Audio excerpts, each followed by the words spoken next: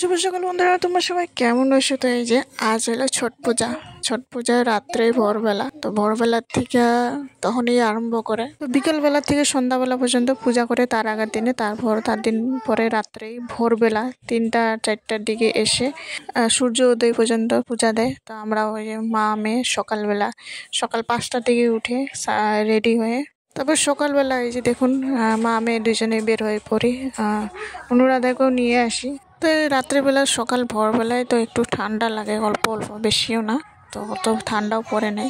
এসে গেটের সামনে সুন্দর সাজিয়েছে, বেশি দূর না, এইদিকেই ঘরের পিছন দিকে দিকেই পিছনেই মাঠটা, ওই মাঠের এখানে সুন্দর সাজিয়েছে।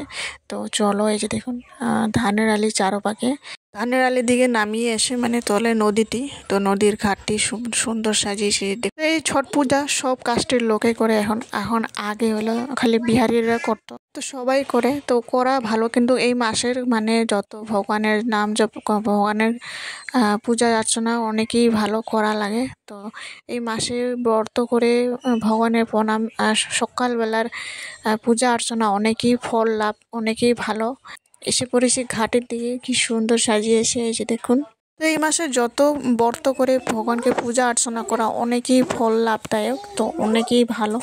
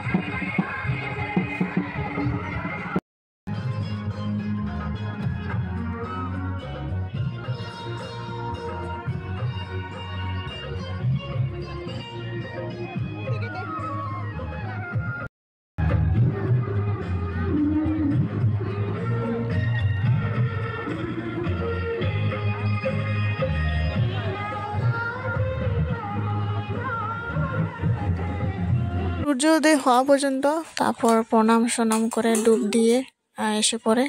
এই যে সূর্য উদয় হয়ে গেছে, তারপরে একটু পরেই সবাই এসে পড়ে। তো আজকে ছট পূজা এইটুকুই। তো বন্ধুরা, কেমন হয়েছে ভিডিওটি অবশ্যই একটা লাইক, কমেন্ট, শেয়ার, সাবস্ক্রাইব করে জানাবেন।